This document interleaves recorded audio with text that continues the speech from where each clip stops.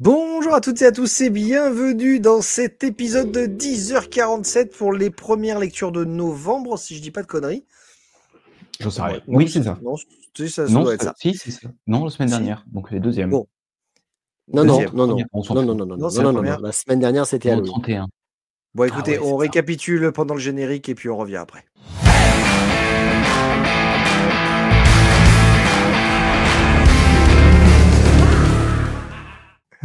Alors, oui, effectivement, donc on est le jour qu'on est. On est, voilà, puisque vous pouvez regarder cette vidéo après les vendredis. On est vendredi 7 novembre, les enfants. 7 novembre, alors, officiellement, voilà. Alors, pourtant, on est le 3 novembre quand on enregistre. Mais oui, Putain, il donne on a trop d'infos dévoilé. perso, quoi. Aïe, aïe, Putain. aïe. Allez, commençons par les lectures de la semaine avec plein de choses. En fait, il y Pas mal de a choses, du ouais. comics, de la BD, il y a un peu de Et pas tout. mal de BD. Il y a pas Beaucoup de mal de BD BD. parce qu'il y a eu énormément de sorties BD qui m'ont intéressé et très peu de comics au final. Et c'est pour ça que voilà, il y a une majorité de bandes dessinées. Mais juste avant, j'aimerais que monsieur en dessous, Red, vu que vous avez perdu il y a 18 épisodes environ au concours d'anecdotes, C'est ça. on vous fait une punition. Soit vous mettez un déguisement, soit vous faites un accent pendant tout l'épisode, soit je sais pas, mais vous faites quelque chose, s'il vous plaît. Ah, je peux faire les deux. Ce serait Mais pas tout cool pour les l'épisode, gens ça qui va nous être très regardent. très long. Allez, on fait ça sur que mes lectures, on va dire. Si tu veux. D'accord. Allez, que mes lectures. Allez, on embarque sur l'homme en noir, tiens. Oh putain, Oh bah c'est... tiens, c'est le sujet s'y prête vachement en plus. Ouais, oh, putain. Alors, Je l'ai lu. je m'excuse, Ah. m'excuse auprès de tous mes audibles. Non mais fais pas l'accent, fais pas l'accent. T'es déjà pas beau comme ça suffit. Ah putain, c'est dégueulasse. Ah, oh, en plus, si je souffle, ça me fait de la buée dans les lunettes. Donc Spider-Man, lunettes, de toute façon, je tiens à le dire. Donc Donc l'homme en noir. c'est toi, Denis, qui nous l'avait conseillé et d'ailleurs, on a eu, JD Comics, qui nous a notifié sur Insta, parce qu'il te remerciait de l'avoir, conseillé et bah, du coup, je l'ai lu. Benoît, est-ce que tu as le temps de la lire, toi? Ouais, je l'ai lu du coup entre-temps. Je voulais pas, hein, mais il y avait rien à lire, donc je l'ai lu. Ouais, en fait, ça fait c'est pour faire écho à la BD, Derrière la porte, dont on avait Exactement. parlé la dernière fois, de Tanyon et donc là, c'est une BD, alors attendez que je reprenne mes petites notes, voilà, de messieurs Di Gregorio et Panaccione. C'est sorti chez Delcourt en mai 2024, il y a 128 pages pour, une vingtaine d'euros. C'est donc une BD on va suivre l'histoire de Matteo, qui est un petit garçon, qui a l'air, spécialement heureux. Je suis en train de baver dans le masque, c'est absolument dégueulasse. Hem et on suit sa vie, il a un chien, qui est un peu foufou, il a un ami, il a ses parents, il a l'air de mener une vie assez, paisible, mais on comprend au fur et à mesure qu'il fait des cauchemars, réguliers, et notamment où il aperçoit une grande figure, noire, donc un homme en noir, une sorte d'ombre, qui lui fait très, très peur et qui va le poursuivre même au-delà de ses nuits, et on sans rien cacher, mais on comprend que c'est en fait une histoire qui va faire écho à des, violences, sexuelles, en tout cas violences, sur enfants. Et voilà, on a alors pas un cliffhanger de fin, mais une explication en tout cas des choses. Donc voilà, c'est un récit qui est marquant, on va être clair, hein, enfin, qu'on Faut a des enfants s'accrocher. ou pas, mais voilà, faut s'accrocher, qu'on a des enfants ou qu'on a été enfant ou quoi, il y a des projections qui se font parce qu'on est dans l'imaginaire de l'enfant et en le lisant adulte, on se remet à la place de l'enfant, donc c'est assez violent. J'ai apprécié la lecture, même si parfois j'étais un peu perdu, entre le moment où alors c'est peut-être l'imaginaire de l'enfant, qui l'explique, parce qu'il est dans une maison, dans un appartement, il y a des immeubles, il y a des squares, enfin, j'ai eu des moments un petit peu où j'étais un peu paumé. J'ai donc préféré Derrière la porte, l'histoire de Tanyon, qui était un peu plus brute et directe, mais je trouve que c'est une histoire qui est assez marquante et qui est et je pense intéressant de la lire pour, ouais, pour se rendre compte de ce que ça peut être. Ce qu'on ne connaît pas finalement des histoires des enfants et l'explication de peut-être du comportement de certains enfants. Ouais, je Voilà. pense moi que c'est d'utilité publique parce que ça peut libérer la parole. Si tu fais lire ça à certains gosses, peut-être que derrière, ils vont pouvoir parler et ça va sensibiliser les adultes forcément. Moi, ce qui me dérange, c'est un peu le dessin très, très enfantin. Oui. Mais bon, j'ai passé outre parce que l'histoire est très poignante, effectivement. Et je pense que tout le monde devrait lire ça. C'est Ouais, rapide, hein, franchement, 130 pages, ça va oui, vite. oui, ça se lit assez vite. Enfin, pour moi, personnellement, je comprends assez vite le truc. C'est dommage c'est dommage d'en arriver à faire des BD sur ce sujet-là. C'est, voilà, on en est là-dessus. Mais oui, effectivement, tu as raison. C'est un truc qu'il faut peut-être lire au moins une fois Mmh. pour peut-être éveiller certaines consciences, effectivement. Mais malheureusement, c'est un truc qu'on voit presque tous les jours en ce moment à la télé, donc bon. Ouais. Mais c'est une vision, de la place de l'enfant. Ouais. Donc ça Oui, reste, oui, c'est vrai. Par contre, c'est vrai que c'est heu, sa vue à lui, son point de vue à lui, ouais, ouais. c'est Et enfantin et tu peux comprendre ça. de mémoire, j'ai jamais lu un truc qui parle de ça, comme ça en tout cas. Moi non plus, ça m'était c'est Donc, Mmh. c'est pour ça que j'ai en tout trouvé cas, cette ouais. BD très singulière et que je l'ai conseillée. Pas un truc super joyeux, mais utile et important à lire, je pense. Ouais, ouais, ouais. Donc voilà, chez Delcourt. Oui, Ouais. tu as le droit Alors, d'enlever ton masque. il fait chaud. Plus la gueule. C'est bon, Silent je pense qu'on va faire, on va pas faire tous comme ça. Ah, je transpire des tempes, c'est dégueulasse. Silent Genie, qui l'a lu? Moi. Pas du tout. Pas encore, mais Pas je l'ai encore. je l'ai feuilleté, aujourd'hui d'ailleurs et D'accord. je suis pas sûr d'y aller. Je voulais, mais je suis pas sûr d'y aller par rapport au dessin. Alors, 320 pages, 32 €. Donc le rapport qualité-prix, est très intéressant parce que c'est quand même un très bel objet, en plus avec, un dos toilé. Ouais. C'est sorti au label 619, donc ils font toujours du bon boulot. Maintenant, c'est un parti pris, je pense. Moi, je n'aime pas le dessin à la base de monsieur Bablé. Je respecte l'art et tout, mais j'aime pas trop sa façon de dessiner et j'ai surtout un problème avec les nez des personnages. Oui, Je ne c'est sais des pas tubes, pourquoi il fait un nez comme ça. Il a choisi de le c'est faire, voilà, mais ça me dépasse. Bref, peu on dirait importe, je suis pas là des pour petites parler que des des nez. cornichons ou des Des patates. zizis, pardon, mais c'est un trait et deux boules. Pour moi, c'est un zizi. Bref. Il fait 320 pages, et ben c'est trop long. Ça parle d'un futur où les insectes pollinisateurs ne sont plus là et donc la Terre elle est complètement dépérie et ils vont donc essayer de recréer ou retrouver en tout cas des abeilles afin que ça puisse repolliniser, bref, que les fleurs reviennent. Oui, bon, ouais, il y a 18 syllabes, c'est trop dur pour moi. Bref, il y a une histoire avec plein de clans. Il y a beaucoup de clans. Il y a les gens qui vivent là, ceux qui sont dehors, ceux qui sont là, ceux qui sont dans les machines. J'avais l'impression de lire un peu Game of Thrones. Oh, Trop de clans, trop d'enjeux, très très complexes. Alors ceux qui aiment justement où tu as une réflexion derrière, où tu as plein des sous-couches de lecture, ça va leur plaire. Et je pense que ça plaît à beaucoup de gens parce que c'est un gros succès en librairie. Pour moi, c'est trop. Voilà. Donc moi, perso, je conseillerais pas. Et je suis impatient d'avoir votre avis le jour où vous allez lire là-dedans. OK. C'est vrai qu'apparemment, c'est une grosse sortie quand même, hein. Très, très grosse sortie. On Ah en oui, voit on Ah, beaucoup voit par contre, de le mec a mis, je sais pas, 5-6 ans pour le dessiner. Tu vois, c'est un gros bouquin. Il y a beaucoup de petits détails. Encore une fois, le dessin me parle pas, mais ça reste un boulot énorme parce qu'il a fait des plans dans des villes avec des trucs de partout. Le dessin est assez complexe, je suppose, à faire. OK. OK. Bon, on y reviendra à la prochaine lecture. Enfin, peut-être pas la prochaine, là, mais une prochaine Quand vous fois. l'aurez lu. Voilà. En novembre. Oui. L'année prochaine. Le studio. Hop, moi j'ai acheté ça. Donc c'est par, Margaret Bennett et dessiné par, Renato Guedes. Je ne sais pas si je le prononce bien. C'est paru chez Bliss et c'est du, label Bad ID. J'aime beaucoup ce qu'ils font généralement, ce studio-là. J'en avais déjà parlé avec Monster, l'équipe, c'était quoi? Monster Kill Squad.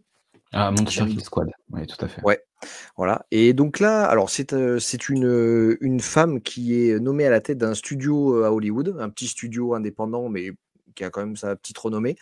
Et en fait, elle va se jeter dans les papiers du studio pour comprendre vraiment tous les rouages, comment ça fonctionne et tout. Et elle va découvrir qu'il existe un studio, un hangar là où sont filmés certains films, qui appartient donc à la boîte, mais qui n'est plus utilisé depuis 40 ans, quoi. Et bah, c'est de l'argent jeté par les fenêtres, c'est un peu con quand même. Donc elle y va, elle l'ouvre. Et bon, il y a des trucs un peu bizarres dedans, et elle se rend compte qu'il y a eu des films très macabres qui ont été tournés dedans. Et il va s'en suivre des meurtres de certaines personnes qui ont participé au tournage de ces films il y a 40 ans. Et donc, tu as toute une histoire pour savoir le pourquoi du comment, une enquête par elle qui cherche à comprendre d'où vient cette espèce de, on va dire, malédiction qui règne sur ce studio, avec ses amis il y a une actrice qui est avec elle, il y a un de son assistant, et il va y avoir une espèce d'enquête, et c'est plutôt gore. Voilà, on a une entité qui n'hésite pas à faire vraiment dans le sale. C'est sympatoche, c'est tout en noir et blanc. Je pense que tu aimerais bien, Denis, pour le coup. La fin est un petit peu tronquée, mais franchement, ça se lit bien. J'ai passé vraiment un bon moment de lecture. Voilà, pour ceux qui aiment un petit peu se faire peur à Halloween, moi, c'est le bon récit. Ouais. D'accord. Ouais, c'est le bon récit. Voilà, Un ange perdu. Je suis un ange perdu, qui est une bande dessinée d'un Espagnol qui s'appelle Jordi Lafèbre, qui fait scénario et dessin, et c'est une suite de Je suis leur silence, ou Je suis un silence. Ah oui, c'est pour ça que la couve, elle me parlait. D'accord. Je suis leur silence, voilà. Qui était déjà une excellente bande dessinée. Je ne sais pas si je vous en avais parlé. Oui. En tout cas, là, c'est la suite, et donc pas forcément obligé d'avoir lu le premier. On en fait légèrement référence, mais bon, c'est pas obligatoire. Ça fait 112 pages, 21,50 €. C'est un polar qui se passe à Barcelone, plein d'humour, plein de poésie. C'est une psychiatre qui est elle-même à moitié folle et qui voit 3 personnages féminins dans sa tête. Elle leur parle et les personnages lui disent quoi faire. Et elle va aider la police à résoudre une enquête. Voilà, en gros. Et ouais, le dessin est magnifique, j'adore ce dessinateur. Et c'est frais, c'est drôle, c'est vraiment chouette. Je conseille vraiment, déjà le premier, Je suis leur silence, et celui-là, Je suis un ange perdu. Vous allez adorer. Ok. Dessin, ça m'a un peu. Je trouvais ça très franco-belge. Ah oui, c'est de la bande dessinée. C'est de la pure, ouais. Ok, d'accord. Alors, c'est chez qui? Delcourt? C'est chez Dargaud. Dargaud. Ouais. Allez, passons à la lecture suivante avec Petit conte macabre en famille. C'est ça. Est-ce que vous l'avez lu? C'est toi qui as lu ça, Red? Oui, c'est moi qui ai lu ça. J'aurais parié Benoît. Très étonnant. bah, non, je ne l'ai pas lu. Non. Je l'ai pas lu. Non, alors c'est sorti l'année dernière, en fait, il y a 1 an. Je suis tombé un peu dessus par hasard, et donc c'est vraiment, tu vois la couverture, bon, c'est un truc d'horreur, et tu vois les noms de ceux qui sont dedans. Tu vois Eric Powell, Mike Mignola, Becky Cloonan et James Aren. Donc, enfin, moi, les 2 premiers me parlent, les 2 autres, pas du tout. Et tu dis, qu'est-ce que c'est que ce truc? Et tu rentres dans l'histoire, dessin de gauche, dessin crayonné. Donc, on est dans Londres de l'époque victorienne, donc milieu du 19e siècle. Et tu vois 3 personnages qui frappent à une porte, et cette personne, une personne leur ouvre, qui a plus de cheveux, une barbe, enfin ils sont tous dégueulasses en fait à moitié. Et c'est Eric Powell qui les accueille chez lui pour Noël. Ils s'insultent, ils sont copains, mais ils se vannent. Donc c'est un peu nous en fait, mais en moins beau. Et du coup, ils se mettent autour du feu pour célébrer Noël, mais ils ont une tradition, c'est qu'ils doivent se raconter des histoires qui font peur. Et donc, à tour de rôle, chacun des personnages, donc finalement chacun des scénaristes qui est illustré, va raconter une histoire macabre, qui font peur. Et chacun va juger l'histoire de l'autre. C'est cool. C'est rigolo comme concept, c'est pas beaucoup. Alors, ça coûte 15 €, et je sais plus, il y a 60 pages, je crois. Enfin, c'est vraiment pas très gros. Donc, il y a 4 histoires, toutes différentes, à chaque fois, dessins différents. On retrouve du Rick Powell qui fait du Rick Powell. On retrouve Mignola qui s'est fait plaisir. Et en faisant du Mignola et en faisant, enfin c'est, merde, c'est, alors c'est pas du Lovecraft du coup, mais c'est un autre. Enfin voilà, il a fait j'ai pas du tout compris son histoire. Un Je sais. peu style Edgar Allan Poe, un truc comme ça? Ouais, c'est voilà, tu es dans ce genre-là, mais avec en plus un discours, enfin tous les mots qu'ils ont choisis, des fois tu as l'impression qu'ils parlent en latin. Enfin, j'ai pas tout compris ce qu'ils disaient, bref. L'autre histoire de Becky Cloonan, autour d'un petit peu, ça m'a fait penser, le chevalier sans tête là, enfin le cavalier sans Cavalier. tête. Sleepy Hollow. Voilà, et Sleepy Hollow, ça me fait penser un peu à ça. Et elle a eu un Eisner Award pour son histoire, dans ce D'accord. conte-là, qui s'appelle Le Kelpie, et c'est l'histoire peut-être que j'ai la moins aimée. Bon, il y a celle de Mignola parce que j'ai rien compris, et la sienne que j'ai un peu moins aimée. Et enfin, il y a la dernière de James Harren que j'ai trouvé absolument génial. Voilà, donc c'est un petit recueil, ça se lit très vite. C'est parfait pour Halloween, et voilà, il y a un petit cliffhanger de fin qui fait sourire et qui conclut très bien l'histoire. Voilà, ça se lit vite. Je le conseille si vous avez franchement 25 minutes à lire. Allez, moi Quel ça est me le dit bien. jouet préféré d'un orphelin? Un boomerang. Parce que lui, au moins, il revient. Oh putain. C'est horrible. Mon Dieu, C'est horrible. C'est horrible. elle est choupinette. Tout est bonne facture. Allez. Food Truck War, c'est une bande dessinée. J'ai quasiment que des BD. Mais dessinée un peu, tu vois, enfin, la Ah ouais, le cover en tout comics. cas fait penser à du comics. Ouais. L'intérieur, beaucoup moins. En fait, c'est pas le même dessinateur. Ils ont fait comme les comics, ils ont mis un autre dessinateur pour Salaud. donner envie. Et à Salaud. l'intérieur, c'est Salaud. beaucoup plus franco-belge. D'ailleurs, ça doit être un dessinateur débutant parce qu'il y a quelques erreurs de proportion et tout, mais on pardonne parce que c'est sympa. 124 pages, c'est assez épais, et 25 €. Donc, c'est dans un univers alternatif à New York. C'est un peu comme dans les années 80. Il y a des camions de food truck qui se font une guerre des gangs pour avoir leur territoire dans New York. Et on va suivre un trader qui se fait prendre au piège par son employeur. Il y a une journaliste, un tueur à gages, plein de personnages comme ça, haut en couleur. Et ouais, c'est fun, c'est de la BD popcorn, pas trop de prise de tête, assez simple, tout ce que j'aime, et un peu ouais, dans le type, pas Indiana Jones, mais de l'aventure, de l'action. C'est super cool. Pareil, je recommande. J'ai lu plein de bonnes BD, je suis très content de ce mois-ci, moi. Ah, ça fait du bien ça. Ok. Ok, Ouais. c'est sorti chez. Chez Oxymore, je crois que c'est une filiale de Soleil. D'accord. Ok. D'accord. Ok. Voilà. J'ai lu un peu un truc un peu comme ça il y a pas longtemps. J'en ai pas trop parlé parce que ça valait pas énormément le coup. Je crois que c'est un truc qui s'appelle Fanboy et c'est Fanboy alors pareil. versus Zombie. Ouais, c'est ça. Et donc c'est des geeks en fait qui vont à un Comic Con et en fait il y a une invasion de zombies en même temps. Donc il y a des trucs assez drôles où ils rencontrent une espèce de Sarah Michelle Gellar qui les aide aussi. Il y a un autre acteur qui soi-disant est hyper musclé, super fort, qui en Ouais, moi, fait j'ai bien aimé. c'était sympatoche. Je pense que c'est un peu dans la même veine que ça, quoi. Exactement, ouais, ça se C'est lit cool. Oh, c'est cool ça ouais. aussi. She-Hulk. She-Hulk, il y a les 3 tomes, on en est que à non, je crois qu'il y en a encore un autre qui est sorti récemment, mais j'ai lu ceux-là. Donc c'est la nouvelle série Miss Hulk où on se concentre un petit peu sur son, travail Maillot de bain. d'avocate, aussi. Et donc elle reprend son rôle d'avocate après avoir fait partie des Avengers, où elle était, sous l'ère de comment il s'appelle le dernier scénariste là? Jason Aaron? Jason Aaron.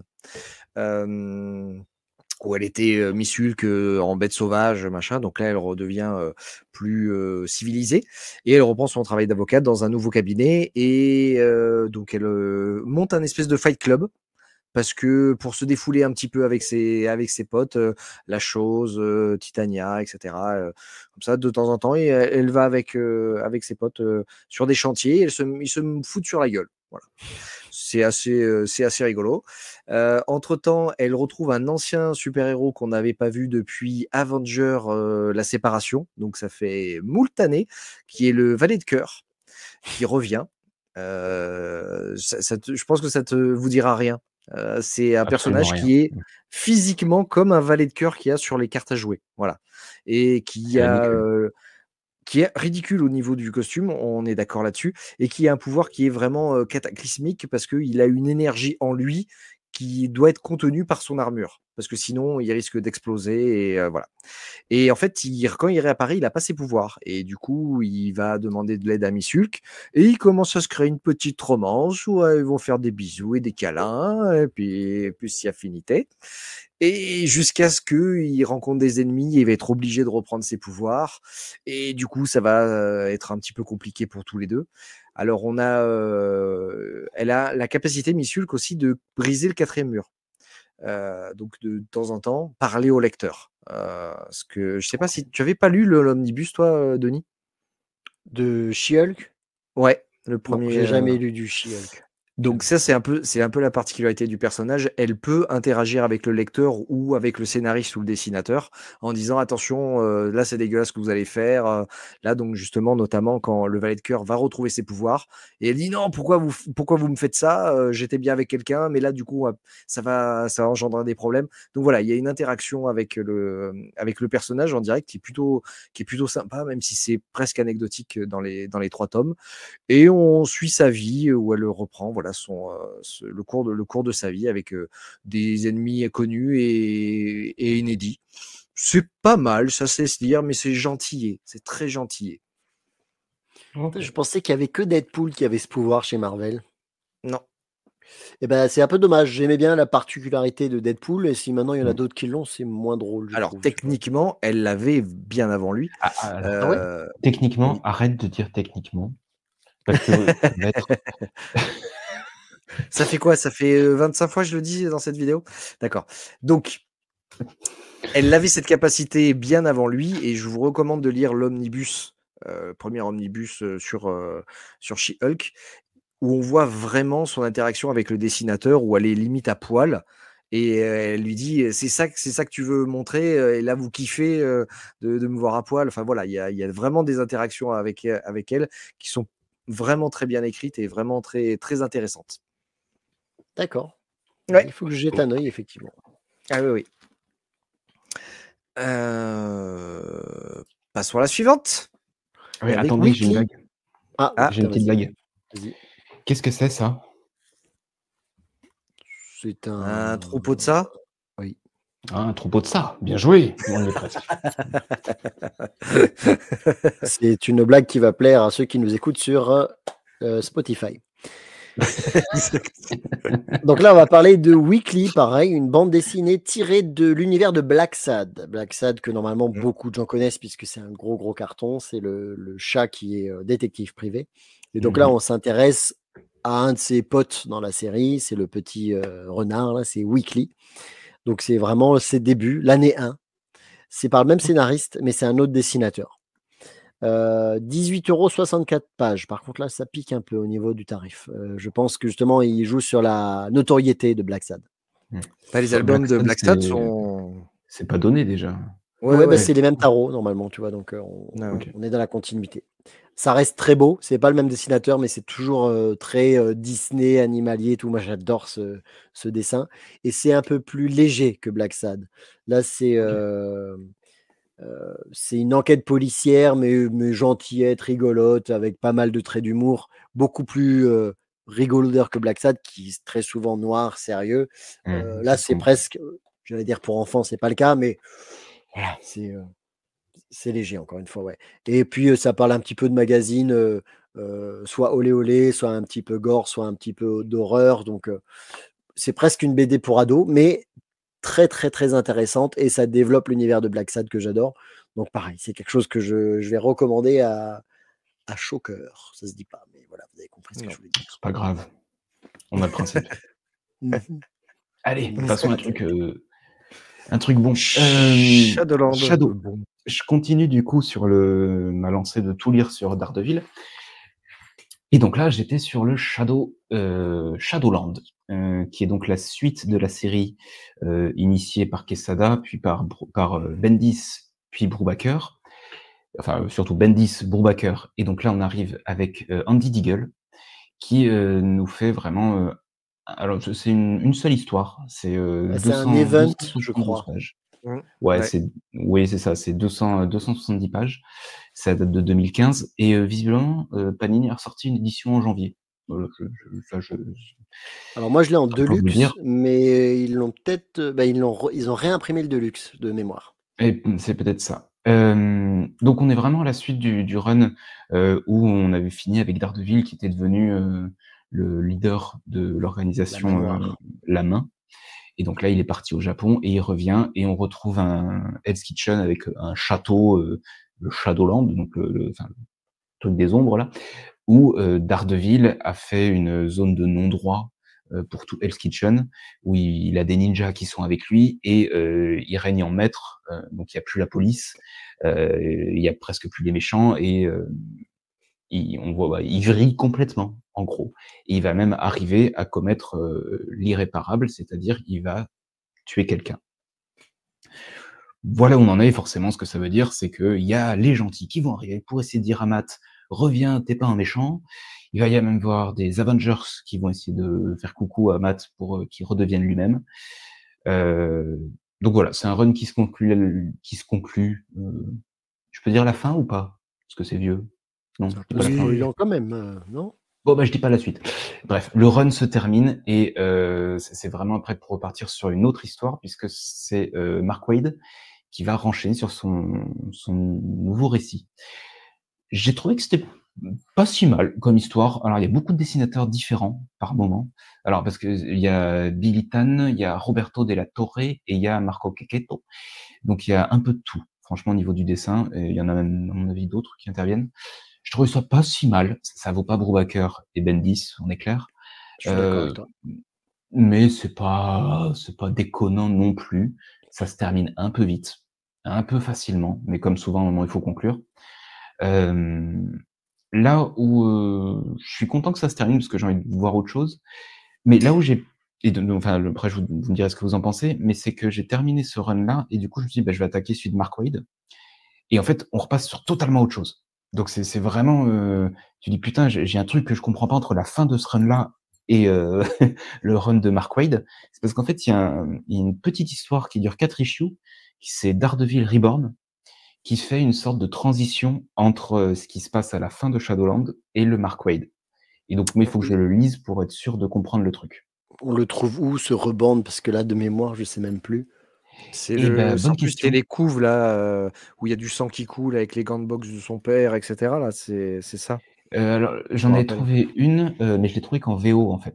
En fait, Hell's Kitchen est un symbole d'un cadavre et Daredevil dessus. Ouais. Voilà. Je sais pas. Donc là, je l'ai trouvé qu'en VO. Je sais Ça pas fait si c'est sorti en référence, VF. ça fait référence au vieux récit Reborn aussi où il a son armure. Je sais D'accord, pas ah, si tu ok. te voilà. Je peux Moi, c'est d'accord. un des récits que j'ai pas vraiment apprécié parce que c'était vraiment trop facile en termes de scénario. Un gentil qui Oui. devient méchant parce qu'il est corrompu. C'est un truc qu'on retrouve même d'ailleurs un peu plus tard, tellement ils ont eu la fainéantise d'écrire des scénarios. Euh, Bon, c'est un event. En fait, voilà, c'est un C'est un event. Ça a event. été un event de l'été. Et je Ouais. pense qu'ils ne savaient pas tellement quoi écrire et ils ont écrit ça. Tu as lu les spin-offs? Il y a les, dans le truc que tu as lu, il y a tous les tie-in qui sont avec? Non. Ouais, parce que Je les crois Pense pas. pas. tie-in sont chiants à mourir aussi, où tu vois Non, non, là, voilà, c'était t'as Ghost vraiment trop. Rider, machin, qui Ah essaye aussi si, d'aller si, le si, sauver. pardon. Ouais, voilà. Si. Ils y sont. Alors, tu as raison de parler de ça, c'est que j'ai trouvé ça très et je comprends maintenant que ce soit un event du coup, parce que plusieurs fois tu vas faire une histoire, tu vas passer au chapitre suivant, ça va revenir avant et milieu de page, tu vas être là où tu en as laissé le chapitre d'avant, en fait. Donc c'est en effet que des tie-in. OK, bah, ça vient répondre à une de mes critiques, c'est que je trouvais qu'il y avait des putains d'allers-retours des fois tu repasses, tu en as 2 qui sont en train de se bastonner, tu passes au chapitre d'avant, ils sont ailleurs. Oh, les mecs, vous foutez quoi? C'est parce qu'en fait, ils vont t'expliquer comment ils sont arrivés dans cette baston. Donc en effet, c'est que des tie-in Je et me rappelle plus de ça. voilà. Ouais, Ouais, tu Ghost après, Rider, c'est bon, pas un event qui est mémorable et dans tous les cas, il a pas été non plus hyper bien reçu à l'époque, si je me souviens bien. non. Bah, ça vient conclure le truc et ça permet de passer à Mark Waid, quoi. en fait. Oui, voilà. Mais Enfin, Mark moi, je Waid, le je vois pense comme que ça. tu vas beaucoup plus kiffer Mark Waid. Ah, Ah oui, oui, c'était bah, même avec si Sammy au dessin, non? ouais, Oui. alors ça, par contre, Ouais, je sais que Red, il a un peu de mal avec ça, ouais, mais moi, j'aime l'histoire pas est trop. vraiment excellente. L'histoire est très bien. C'est ce pourquoi je ne vais le lire. C'est à nouveau moi. Le Maître des Caraïbes chez Dargaud. C'est une bande dessinée, encore une fois. 112 pages, 21,50 €. C'est très drôle. C'est Lupano, je crois il s'appelle le scénariste. C'est celui qui scénarise aussi Les Vieux Fourneaux, qui est pareil une Ah BD oui, très ok. connue, qui est super chouette. Et j'ai oublié le nom du dessinateur, je m'en excuse. Alors c'est pas ma partie Cheminot. préférée. Pardon? Cheminot. Ah, toujours en grève celui-là. Oui. Ou en retard. Alors, pas comme moi, par contre, cette BD est très drôle et je la recommande ne serait-ce que pour ça. C'était un très très bon moment de lecture. C'est l'histoire de pirates avec notamment l'homme qui a inventé tout ce qui est unité de mesure, le mètre, le litre, le kilogramme. Et c'est un Français qui est sur une galère et il se fait attaquer par des pirates, il est prisonnier par les pirates, il va essayer de leur expliquer son nouveau unité de mesure parce que ça va révolutionner le monde, parce que actuellement pour savoir combien de poudre il faut mettre dans le canon pour tirer chacun à son truc maison. Bon, ça explique pas trop l'histoire, mais franchement, un très très bon moment de lecture que je recommande aussi à fond. Beaucoup de bonnes BD sorties ces derniers temps. Ok, Super. pourquoi pas. Infamous Iron Man. Je suis en train de me refaire un petit peu tout ce qui était Iron Man en ce moment. Bah, en Pour France, il n'y a arriver pas à... grand-chose malheureusement, hein. Non, non, non, non, non. Ouais, c'est ça. Mais du coup, c'est des. En fait, j'ai refait ça, Infamous Iron Man, et lorsqu'il est méchant aussi. Lorsqu'il devient un salaud, puisqu'à la suite d'un event, en fait, on inverse sa personnalité et il devient vraiment un connard suffisant, où il est à Los Angeles et il développe une appli qui s'appelle Extremis et qui Ah oui, permet oui, aux oui. gens de devenir beaux, vraiment hyper canon, etc. Et en fait, il vend cette appli comme si c'était un abonnement. Donc, il faut que tu lâches, je crois, je sais plus, c'est 99 $ par mois pour pouvoir toujours avoir l'appli, etc. Et voilà, il devient vraiment un vrai connard. Et c'est une série qui est con, puisqu'elle se termine comme ça, et après on passe au reste. Un petit peu comme tu as vu avec Shadowland. Ils savaient pas Oui, trop comment d'accord. finir, donc ils ont arrêté brutalement, et hop, tu passes ensuite au reste. Et c'est On toujours est un étonnant de savoir qu'ils font des comics qui s'inspirent de la vie de Red. C'est fou. Parce que je m'arrête brutalement ou parce que je suis un connard suffisant? Ok, ouais, c'est ce que je me disais aussi. Et donc là, dans celui-là de Run, c'est Fatalis qui n'est plus défiguré, qui décide à la mort de Tony Stark, enfin à la disparition de Tony Stark, de devenir Iron Man. Et effectivement, comme c'est l'un des plus grands méchants de l'univers Marvel, il n'y a pas tout le monde qui va le croire qu'il est devenu gentil. Il va essayer de prouver qu'il peut l'être quand même, mine de rien. Et pareil, c'est encore une fois, malheureusement, c'est une série qui n'a pas vraiment de fin, puisque ça se termine et ensuite on repart sur complètement autre chose sur les séries suivantes. Donc c'est C'est un fou peu ça à chaque dommage. fois. C'est fou. Ouais, Ça, c'est incroyable quand même. et pourtant c'est Bendis, ça. Donc, mais bon, voilà. Le scénario me fait vachement penser à Spider-Man quand c'est Octopus qui est dans son esprit. Supérieur Spider-Man. Supérieur Spider-Man que j'avais beaucoup Ouais. aimé. Bah, dans Spider-Man, c'est le Docteur Octopus qui prend sa place parce qu'il est dans son corps. Oui, oui, oui. Voilà. Alors que là, c'est vraiment, il a décidé d'incarner vraiment le Iron Man pour justement prouver qu'il n'est plus méchant. Bon, après, ça reste Fatalis quand même, faut pas déconner non plus. Et c'est un personnage, moi, que j'aime beaucoup, Fatalis. C'était d'ailleurs le méchant préféré de Stan Lee, et je comprends pourquoi. Il a tellement de visages et de possibilités que c'est hyper intéressant à suivre. Ok. Donc, c'est pas recommandé spécialement parce qu'il n'y a pas de fin. C'est très con, effectivement. C'est dommage. Night Club. Le Night Club numéro 2, c'est le seul Je sais- comics que j'ai lu dans la liste. Pas Et pu le trouver. C'est ce que tu nous as dit. Pourtant, bon, enfin, moi je l'ai trouvé. Rappelez-vous le tome 1, donc c'est de Marc Millar. Le tome 1, c'était des ados qui se font mordre par des vampires qui ont des super pouvoirs et l'utilisent pour devenir des stars des réseaux sociaux, se faire un peu d'argent, devenir des super-héros, quoi. Et ça se termine avec une fin un peu ouverte. Entre-temps, il y a eu l'event Big Game avec tous les super-héros de l'univers Millar, dont les gars du nightclub. Et donc ça se passe après Big Game. Et malgré tout, eh ben, on n'est pas obligé d'avoir lu Big Game. Ça en fait légèrement référence, mais tu peux le lire à la suite de Nightclub numéro 1. Et ça, c'est cool. Ça te rassure dans ton classement, du coup, ou pas? Ouais, c'est ce que j'allais te dire. Tu le classes où, alors? Non, ça me rassure pas. Parce que moi, j'ai un besoin de ranger chronologiquement. Donc, logiquement, je suis censé le ranger après Big Game. Ouais. Mais je ne peux pas parce qu'il y a marqué Nightclub 2. Donc, je mets à côté de Nightclub 1. Mais non, tu les classes chronologiquement. Non, oui, mais tu comprends pas, Benoît. Non, parce que tu classes chronologique, mais par héros. Merci. Aussi. Par saga. Mais je fais pareil, moi, donc tu as des trucs, ça va pas, tant pis. Mais comment tu veux suivre l'histoire si au cas où il y a un autre event, etc. après? Tu es obligé de les classer chronologiquement. Ils nous emmerdent avec leur crossover, en fait. Non, mais moi, j'aurais été Millar par respect pour mes lecteurs et notamment moi. Ce que j'aurais fait toutes mes séries. J'aurais fait l'event et après l'event, j'aurais fait que des nouvelles séries. Et aucune suite, sa mère la Millar. Bref. Généralement, Millar, le premier tome est plutôt pas mal. Les suites sont quand même beaucoup moins bien. Là, qu'est-ce que ça te vaut? Parlons-en, justement. Donc, déjà, 160 pages, 21 €. Assez cher, comme souvent, chez l'éditeur dont on ne doit pas prononcer le nom, pour les 100%, c'est le format 100%. Eh ben, c'est le moins pire des derniers Millar qui est sorti. Très souvent, les suites, là, en ce moment, je les aime pas du tout. Eh ben, ça, franchement, c'est plutôt sympa. D'accord. Je sais pas si vous vous souvenez du 1, donc ils sont 3. Et là-dedans, il y a un couple qui va tomber amoureux, et donc l'autre se sent trahi parce qu'il était amoureux de la fille, donc il se met à part, et il va aller avec les ennemis, et du coup, à un moment, il va transmettre ce pouvoir de vampire aux ennemis, et ça va faire la merde. Oui, normal.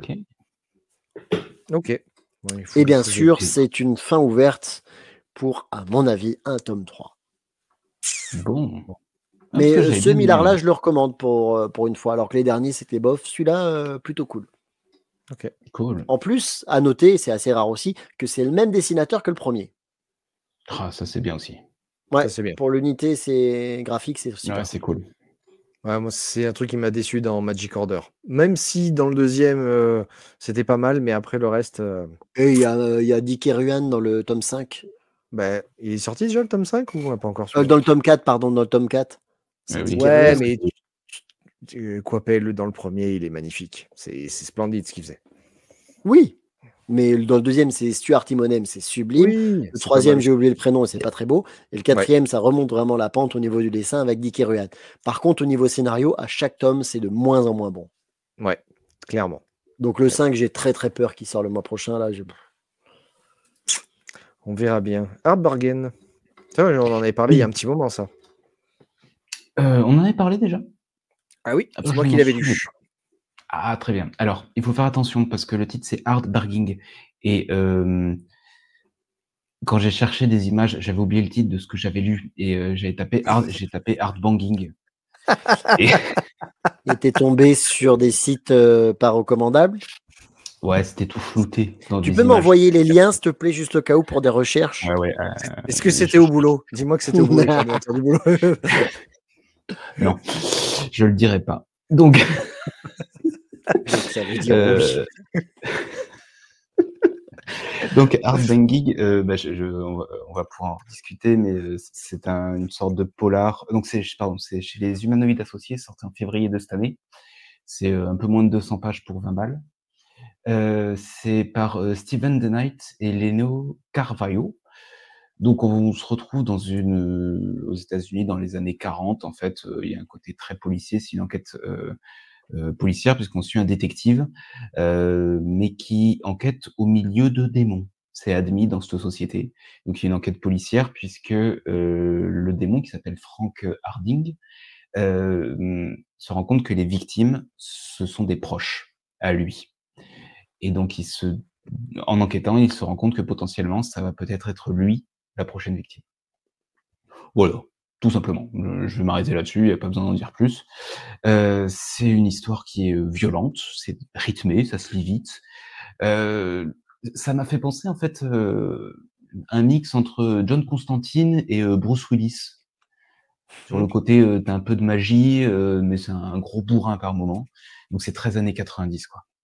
Le dessin est j'ai trouvé ça plutôt bon, il y a des bons personnages. Je suis presque étonné qu'il y ait pas eu des titres avant ou qu'il y en ait pas après. Parce que ça donne vraiment, c'est un instant T dans cette enquête-là et j'en aurais presque voulu plus de cette histoire-là. Donc voilà, c'est une bonne petite lecture, pour ma part. Ouais, et puis bon, le mec, il est le scénariste, c'était un scénariste de télé, de cinéma, il est aussi réalisateur. Ah Ouais, bah, c'est c'est ce très qu'il. cinématographique. Ouais, Il y a un côté, si ça me fait penser, Lucifer, presque la série télé aussi. Enfin, ouais, il y a un peu il y de a ça. ce côté, voilà. Donc c'est très sympatoche. Mm, je suis d'accord. Et voilà, continuons.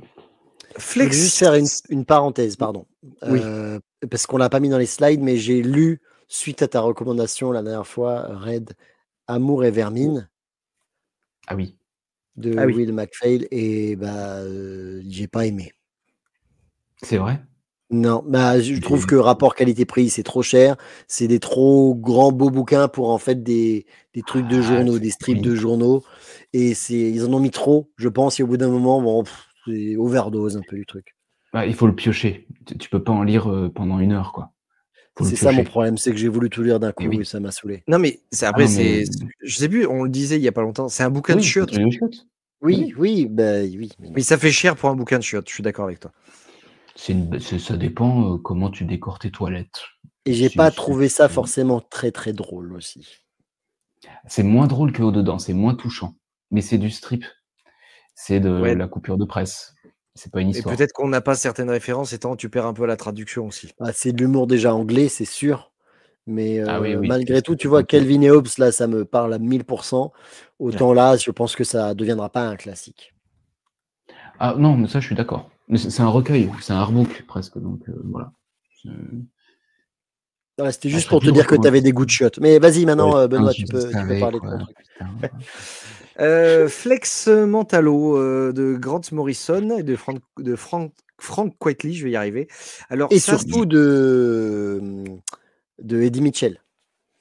Oh putain, mais je l'ai vu oui, venir, oui, mais oui, du coup, bah oui. c'est beau, c'est beau, Non, mais elle c'est est bien beau. placée. Alors ça, il faut le lire sous LSD. Et je pense qu'il a été écrit sous LSD aussi. J'adore. Voilà. OK, Non, mais c'est il n'y a pas noté. d'autre truc. Est-ce que vous connaissez un peu Doom Patrol? Oui, viteuf. C'est complètement what the fuck. C'est un truc étrange au possible. Là, on est dans la même veine que ça. C'est-à-dire que Ah ouais? c'est un personnage, un vieux personnage qui a été un peu, on va dire, remis au goût du jour. Et en fait, c'est un concept. Voilà, c'est une BD concept où tu as ce héros qui a le pouvoir alors comment ça s'appelle? Le pouvoir du muscle. C'est-à-dire que selon comment il contracte ses muscles, il peut avoir la télékinésie ou il peut. Enfin voilà, c'est un peu particulier ce qu'il a comme pouvoir. Et il y a d'autres personnages qui ont un peu ce même genre de don. Il enquête sur un mec qui était un de ses anciens collègues qui s'appelle le Fait, mais le fait, tu as été pris sur le fait, tu vois, voilà. Parce qu'il il y a des anomalies qui se passent dans le monde, et en même temps, en parallèle, tu as une autre histoire où tu as un scénariste de comics qui essaye de raconter sa vie alors qu'il est shooté ou qu'il est alcoolisé à mort à SOS Amitié. Il a une espèce de voiture en plastique qu'il prend pour un téléphone et il appelle SOS Suicide pour raconter sa vie. Putain, les Honnêtement, Morrison, arrête, quoi. honnêtement, je Oh. pense qu'il faut avoir lu beaucoup de ce truc, de cet univers-là, de la Doom Patrol et tout, pour arriver à comprendre certains concepts. Mais honnêtement, je suis passé mais très très loin de tout comprendre. Vraiment, c'est une expérience. Mais je pense que vraiment, il faut se droguer pour lire ça. Il n'y a pas d'autre. Et c'est Frank Kittelly au dessin, Quietly. Oui. Ça doit être ses débuts parce que c'est pas ouf les dessins là de ce que je vois, hein. Ah oui, après c'est pas hyper récent comme récit, mais bon, je saurais pas vraiment le recommander parce Ah bah non. que si aux Bah, je détenteurs comprends. de hashish ou d'autres drogues récréatives, ouais, vous pouvez y aller. Il y a pas de souci. Bah, il y a un autre mec qui fait ça quand il contracte ses muscles, ça fait des trucs bizarres, c'est Johnny Sins. Voilà, Non mais ça c'est une blague que seuls les garçons vont comprendre et encore. Tu aurais pu dire Rocco Siffredi, c'était un peu plus universel. Ah, il faut savoir un peu mettre de suspense dans Ah le d'accord. ou de culture G, je sais pas. C'est court parce que je veux dire tu vois les mecs qui auraient Ah oui cherché non, ça c'est pas par si exemple court. Johnny Sins, au c'est pas court taf du tout. au taf ou un truc comme ça, tu vois? Ah bah, on Et termine on là-dessus. termine avec ça. Ouais, parce que donc je vous ai dit, j'ai lu plein de BD, donc surtout des gros classiques qui sont sortis. Astérix, qui est la plus grosse sortie de l'année, et on va juste revenir dessus à la fin. Le tome 25 du Chat, le tome 21 de Kid Paddle, donc tout ça, c'est des trucs qui cartonnent et qui est très bien. Le nouveau Is No Good, et je voulais absolument en parler parce que Is No Good, c'est une série que tout le monde connaît, mais j'ai l'impression que ça marche pas du tout, alors que c'est Goscinny quand même qui a créé ça, Mmh. et Tabary à l'époque au dessin, plus maintenant, plus aucun des deux n'est vivant, mais ça continue. Et je trouve ça toujours aussi bon. C'est plein de calembours, c'est plein de petites histoires à la fois dans la même BD, puisqu'à chaque fois il essaye par une autre façon de devenir calife à la place du calife. C'est toujours aussi bien. Et Is No Good, je vous recommande d'acheter ça. C'est vraiment super cool. Moi, Et j'avais essayé, j'ai jamais réussi à lire ça. J'ai ah essayé ouais, même pourtant, c'est ado? ado, quoi. Ah ouais. Ah mais c'est ado que j'ai essayé quand tu découvres plein de BD justement comme ça, Is No Good, j'ai jamais accroché. Je sais pas pourquoi, Parce que c'est un humour j'ai très jamais adulte quand accroché. même. Je pense que tu ferais peut-être essayer maintenant. Peut-être. Oh, Parce que ouais, mais c'est ça vraiment m'intéresse pas plein, du tout. plein, plein de calembours. Ça m'intéresse plus. Ça Ouais, bah m'intéresse pas du justement, tout. parlons-en. Mmh. Le dernier C'est Astérix bon. est sorti, on en a parlé en off. Et alors, mesdames et messieurs qui nous Je me regardez, suis qui fait nous insulter. écoutez, écoutez bien ça. J'ai eu 2 enculés de potes qui m'ont dit des trucs. Le premier là-haut qui m'a dit, ça fait 15 ans que j'ai pas lu un Astérix. J'ai failli supprimer son numéro. Et l'enculé d'en bas qui a dit, oh, j'ai lu 4 pages, ça m'a pas plu. J'ai failli supprimer son numéro. Et je me suis rendu compte que je serais tout seul dans l'émission, donc je les ai pas supprimés.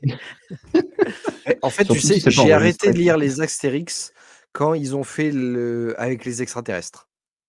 C'est vrai que c'est le moins bon de tous. Et Mais du ça n'a pas coup, 15 ans. ouais, c'est vieux. Ouais. Moi, je Ça... pense que j'ai arrêté quand Uderzo est mort. Je pense que j'ai lu le suivant, c'était quoi? La Traviata, Ouais. je crois. Et ben, c'est le dernier que j'ai lu et j'ai pas relu depuis. Alors évidemment que c'est beaucoup moins bon depuis que Uderzo n'est plus là. Mais je vais même vous dire encore autre chose. C'est beaucoup moins bon depuis que Goscinny n'est plus là. Les Oui, 10 derniers dessinés par Uderzo sont très beaux, mais au niveau du scénar, bon, c'est pas ça. c'est pas Là, ça Goscinny. l'est encore un peu moins. Le dessin, par contre, c'est un très beau clone. C'est Conrad Mmh. qui dessine un clone d'Uderzo, mais il a un peu sa patte parce qu'on voit des fois que c'est pas Uderzo. Et au niveau du scénar, je te rejoins, Red. Les scénarios post-Uderzo sont pas ouf. Mais depuis 2 albums, alors à C'est l'époque, Fab c'était Caro. du coup, c'était Ferry qui était au dessin. Mmh. Là, bah, depuis 2 albums, c'est Fab Caro et c'est beaucoup mieux. Fab Caro. Ouais, Ah, c'est un auteur d'absurde, oui, qui a l'humour fait que absurde. moi j'en ai lu beaucoup et j'adore ce qu'il fait. Mais voilà, je me suis dit: «Je vais essayer d'aller là-dedans», mais en fait non. Je Si, crois que si, je suis lis-le, passé de force-toi, termine-le. ah non, j'y arrive Euh, pas, ça m'a tu fais 2 pages, tu as Obélix qui fait la même blague: J'ai pas compris ce qu'il a dit». Mais ta gueule, enfin, en fait, ça me parle pas à ma nostalgie, tu vois? Pour moi, ce genre de BD, c'est ce que tu lisais ado, enfin enfant, ado, quand tu découvrais la lecture et la lecture BD. mhm. Le fait d'avoir arrêté, je me suis dit: «Beh, je vais retourner dans cette nostalgie, ce plaisir de me retrouver gamin à découvrir ça». Bah, en fait, non, pas du tout. Je crois que je suis vraiment passé à autre chose et j'y Ouais, arriverai puis Et je pas. quel pense que dommage. ça fait partie des Sûrement. des personnages. Un peu comme Tintin, je pense que ça aurait dû s'arrêter. Et non, mais Et ouais, autant j'en tu suis à vois, cette conclusion, moi aussi, quoi. autant Spirou, ils ont réussi Ah à non, ah faire bah une putain, espèce de Benoît, non. transition avec plein de trucs. Non, mais après, je les lis pas, mais Ouais, tu c'est pour vois ça. qu'ils Spirou, ont c'est de fait la merde, plusieurs c'est devenu de la scénaristes, grosse merde. etc. Mais Ah, avec Tom et Jean-Ry, pourtant, ils sont vachement bien, là, quand ils Mais y mec, étaient, eux, dessus. ça fait 20 ans, si c'est pas plus, que c'est plus Jean-Ry et Tom et Jean-Ry. Ah oui, bah, c'est pour mais ça, j'ai arrêté là aussi, en fait. voilà, pareil. Tom est décédé Mais malheureusement il y a quelques années et Jean-Ry, maintenant, Ah il fait merde! plus que les petits Spirou. c'est ça. Ah Et ouais, ah ouais, j'ai vraiment 20 ans mais de même retard, c'est quoi. je suis pareil que Gaston Lagaffe, tu vois? Autant j'aimais b je sais qu'il y a un album qui est sorti, récemment, qui a Ah oui, été, il faut pas, quoi. Et qui est vachement bien. mais non, Ouais, moi, il y a un truc là-dessus, non, peut-être que c'est après, Franklin, je me c'est suis pas Franklin, Franquin, pardon, Oui, c'est pas la Franquin qui Franck faisait Gaston. Franklin, Et c'est là, la c'est tortue, Delaf lui. qui a repris. mais je vois pas l'intérêt, en fait, de reprendre ça. C'est un classique, c'est un machin. Pourquoi reprendre des trucs? Honnêtement, invente, crée de nouveaux personnages, crée de nouvelles histoires. Alors, la Pourquoi, raison numéro 1, c'est l'argent. ça, je suis d'accord avec toi, La mais raison numéro 2, c'est effectivement, je pense, la nostalgie. et la Et la raison raison numéro 3, numéro c'est 3, c'est l'argent. quand tu as des auteurs de talent. Eh ben, moi, je suis d'accord, mais le débat, il peut être fait pour James Bond. Pourquoi on a continué James Bond après Sean Connery? Ou regarde Lucky Luke. Lucky Luke, ils ont réussi à faire quand même pas mal de choses aussi, avec chaque fois un auteur particulier, et du coup, c'est Non, presque des, non, bah, non, si, non, non, bah, non.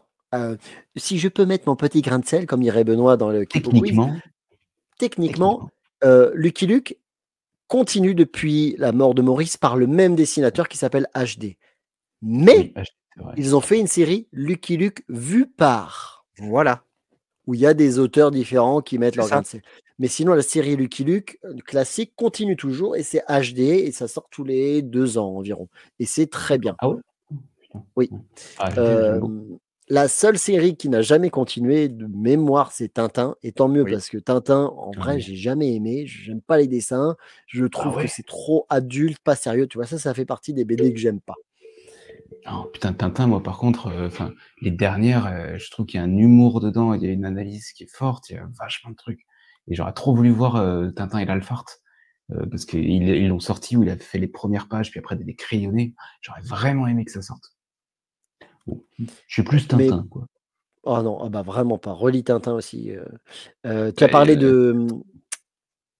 parlé justement de Spirou.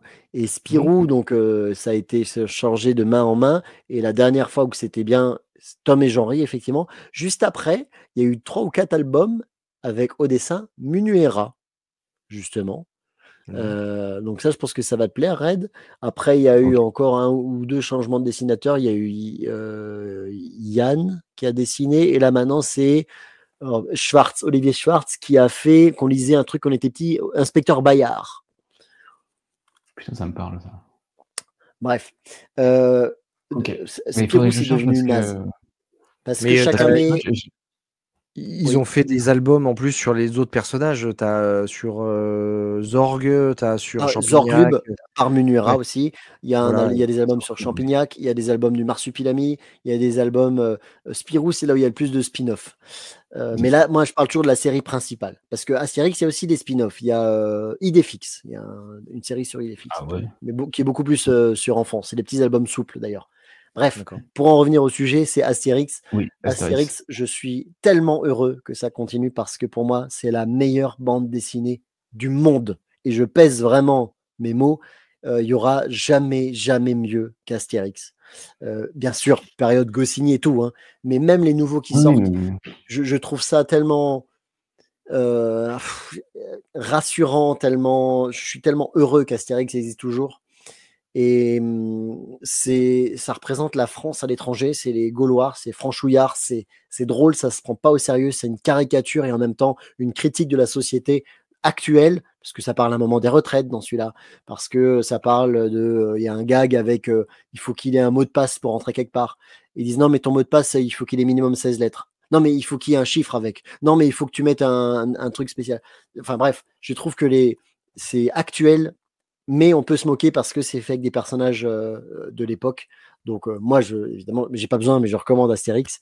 Et je voulais juste terminer en disant qu'il y a une grosse histoire dans ce Astérix-là, parce qu'ils ont changé le pirate de la Vigie, le noir, qui s'appelle merde, Baba. Il s'appelle Baba, je crois. Souvenez-vous, il y a quelques mois, années, il y a eu justement un problème dans un Spirou où les Noirs étaient apparemment dessinés trop proches ou caricaturés comme des singes, et donc l'album a été retiré carrément des ventes. Et ben là, Baba a été redessiné parce qu'à la base, il a des grosses lèvres rouges et il parle sans les R pour avoir l'accent africain. Donc au lieu de dire voilà tribord, voilà tribord, il dit ça sans les R. Et ben là, ils l'ont redessiné, donc il ressemble plus au personnage d'origine, et il dit les R. Il n'a plus l'accent africain. Et d'ailleurs, ils font une vanne là-dedans, dans la BD, en disant personne ne veut lui faire avaler ses grands R, tu vois, à un moment, il dit ça. Bref, mais je trouve ça, moi, ça me... Oui, tout à fait. Moi, ça me choque qu'on ait changé ça. Évidemment, je ne suis pas noir, je suis blanc, je suis européen, machin, donc j'ai pas ce problème d'identification. Mais je trouve ça choquant parce que ça existe depuis 50 ans, 60 ans, je sais pas combien de temps ça Astérix. Et tout est une caricature. Obélix, il est obèse, ils ont tous des gros nez. Là-dedans, ça se passe au Portugal et tous les Portugais, ils ont un accent. À la fin de chaque mot en sion, ils disent ciao, c'est une vraie invitation, au lieu de dire invitation. Et ça, on laisse. Tout ça, on laisse. Obélix qui est obèse, c'est de la grossophobie. Astérix, il est petit, donc on se moque des nains. Et ça passe. Mais par contre, je ne sais pas pourquoi. Il faut absolument que maintenant, le peuple noir n'ait pas d'accent. Mais c'est absolument pas grave.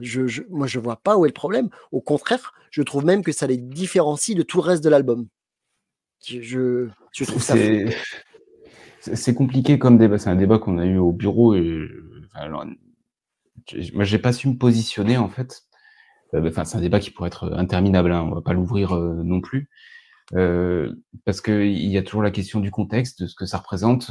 Je me suis pas assez renseigné. Je sais que je voulais lire pour essayer de comprendre, en fait, un petit peu pourquoi ça avait été fait. Mais parce qu'il y a toujours la question de la représentation, en fait, au-delà de la caricature. C'est quand la représentation peut blesser au-delà de l'intérêt que la caricature porte. Si la représentation est faite de telle sorte que finalement elle est négative pour ceux qui sont représentés, est-ce qu'il y a un intérêt de la garder? Enfin, j'essaie de comprendre le truc. Parce que de ce que j'avais pu comprendre, c'est que cette image-là faisait référence au dessin qu'on peut avoir, qu'on pouvait avoir avant, même sur les pubs de Banania, etc. Enfin, qui avait un côté colonialiste et raciste. Tu vois le truc toujours mis en contexte en fait de l'époque. Et je sais pas me positionner moi là-dessus parce que je me sens pas concerné. Et donc je sais pas si c'est ça, est-ce que ça a un intérêt ou pas? Et finalement, dans une caricature, ce qui est important, c'est que le trait qui est fait, il doit apporter quelque chose à l'histoire. Le trait qui est fait, le grossissement du trait, doit exprimer quelque chose. Et est-ce que là, le fait que ce soit la représentation de cette personne, de ce noir comme ça, avec les grosses lèvres, qu'est-ce que ça a apporté dans l'histoire de plus que finalement, continuer à développer une imaginaire ou un dessin caricatural colonialiste? Enfin, tu vois, on peut aller hyper loin. Donc je sais pas la plus-value ou la moins-value de ce dessin-là par rapport à l'histoire. Moi, c'est ça ma question, c'est le fait qu'il n'ait plus ces lèvres-là, qu'il ne parle plus normalement, est-ce que ça a un impact ou pas? Au-delà de Non. la nostalgie. Non. Est-ce qu'il fallait le Ça laisser ou change pas? rien en l'histoire parce que c'est un personnage anecdotique qui apparaît à chaque fois une fois dans le truc. Mais Ouais, voilà, pourquoi on c'est ça la n'enlève pas les réflexion gros que je nez me pose. alors? Pourquoi on n'enlève pas les gros nez des Gaulois? Ou alors tu peux le prendre Je différemment, sais pas. c'est si tu enlèves tout l'historique d'avant, est-ce que ça change quelque chose? J'ai pas compris Ouais, la enfin, question. ouais. Est-ce que si tu Non, mais enlèves c'est tout l'historique qu'il y avait avant sur ce personnage et que tu le fais juste représenter dans cet album-là, est-ce que ça te choque qu'il soit comme ça? Moi, ça m'a mais je le dis, moi, ça me choque parce oui, que c'est le mais personnage que je suis depuis ma il a changé. naissance. Alors, c'est plus même. Alors, j'aurais été eux, j'aurais dit, Baba est plus là, on a mis son frangin. Mais dire que c'est le même personnage et le changer, c'est un peu comme une trahison parce que je pense que les auteurs se sont dit: «Oh putain, t'as vu ce qui s'est passé avec Spirou? Faut pas qu'on fasse de conneries, ça peut nous arriver», ou c'est l'éditeur qui a demandé peut-être au dessinateur de faire. Et Je c'est ne sais peut-être pas. plutôt le cahier des charges qui est ça, quoi. Ouais. Mais Mais mais c'est hyper important comme débat ça, mine de rien. c'est Et je fou. suis d'accord, ils auraient peut-être dû dans ce cas-là, bah, ils dégagent le personnage, ils en font un nouveau. Tu poses plus la question, en fait. Tu le changes pas, tu arrêtes ce personnage-là et tu en mets un nouveau avec ses caractéristiques physiques comme ça. Ça, je suis assez d'accord. Ouais. Mais c'est un Bref, gros ouais, débat, hein. je Mais j'ai au pas final, la compris, BD mais au final, tu l'as aimée du coup cette BD ou pas? Parce qu'elle est heu très j'ai lu du pour et du contre, hein. Alors moi j'aime mieux effectivement depuis que c'est ce scénariste-là, Fab Caro, qui Ouais, met Fab beaucoup plus Caro. d'humour, de jeux de mots, de clins d'œil, de références. Avec lui, c'est sympa. Là, c'est un album voyage, donc ils vont dans un autre pays. C'est un album sur 2 où ça se passe. Là, ils vont au Portugal où ils étaient jamais. Les Portugais sont caricaturés et c'est très drôle. Il y a un truc qui n'est jamais arrivé que j'ai trouvé marrant mais un peu long, c'est que Astérix et Obélix pendant presque la moitié de l'album sont déguisés. Là, ils sont déguisés en portugais, du coup. Donc, ils ont une autre coupe de cheveux, une autre couleur. À un moment, ils étaient légionnaires dans Astérix Légionnaire, mais ça Mmh. dure quelques temps. Là, c'est Quelques quasiment la pages. moitié de l'album et c'était presque un peu long, ce passage déguisement. Mais voilà, ça reste, depuis qu'il n'y a plus d'Erzo, peut-être un des meilleurs. Super. Ah bah, on attend OK. les avis de tout le monde. Ouais. Ensuite, l'origine du chat, pour ceux qui ont envie de Ah laver non, mais des c'était vêtements. juste pour dire que j'ai lu ça. Ouais, D'accord, tu OK. lu ça. Bon, d'accord. OK. Bon, bah, je pense que là, on a fait Et une bonne bah, session, messieurs. oui, tout à fait, Ah non, tout à tu fait. voulais pas dire un truc, toi, Red, qui était pas Ah en oui, slide, si, que oui, tu avais oui, lu? je l'ai pas mis très rapidement, c'est que j'ai lu enfin, sur conseil de monsieur Denis et un très bon conseil, Son odeur après la pluie. Du Menuet, Bah, hein, justement. ça sent la terre mouillée, le Mmh. C'est pas grave. Pas grave. Heu, ouais, le la BD où on va suivre l'histoire d'un prof qui, vit une histoire, d'amour avec un petit chien qu'il adopte, et on va suivre, comment l'homme, lui, c'est va, dégueulasse, grandir ou mûrir. Quoi? Non, c'est mais il a pas de dégueulasse. cœur, laisse-le, il a pas de cœur. Non, mais ouais, mais c'est pas possible. Bref, c'est une très Mais, belle non, mais histoire, après l'inceste, la zoophilie, super, on finit bien mais c'est l'émission. poétique, laisse-moi lire ce que je veux, avec mes Tu trucs peux faire un truc dedans. poétique sur la zoophilie, je te dise, moi. Ouais. Non, après j'ai encore été non, mais non, après je vais me faire toper au bureau parce que je fais des slides chelous, quoi. Non, mais c'est sûr, quoi. Bref, Et lisez j'en Son odeur profite juste après la pour pluie, dire, qui est très, très bien. oui, c'est le bouquin avec le chien et c'est paru chez Le Lombard ou Dargaud, je ne sais plus. Le Lombard, je crois que tu as raison. Le Le Lombard. Lombard, probablement. Bref, là, ils sont en train de sortir, alors que l'album a même pas un an, une édition collector un peu plus grande avec 16 pages en plus de recherche. C'est dégueulasse de faire ça, messieurs les éditeurs. On est C'est obligé. dégueulasse. Vous le On est sortez obligé soit de tout de l'acheter, suite là. et on choisit l'album qu'on veut, soit vous le sortez pas parce que nous faire raquer à nouveau 6 mois après, vous êtes des salauds! Mais faites des bonnes histoires quand même, on aime bien, hein. Continuez, quand même. Mm. Ouais. N'hésitez pas Bon à allez, sur liker, ce. à partager, à commenter tout ce que dont on a parlé. Je vais y arriver, pouf pouf. On se retrouve la semaine prochaine pour une nouvelle vidéo. On ne sait pas de quoi, on verra bien sur le coup. Et d'ici là, bah, lisez bien. Ciao, ciao. À bientôt, salut.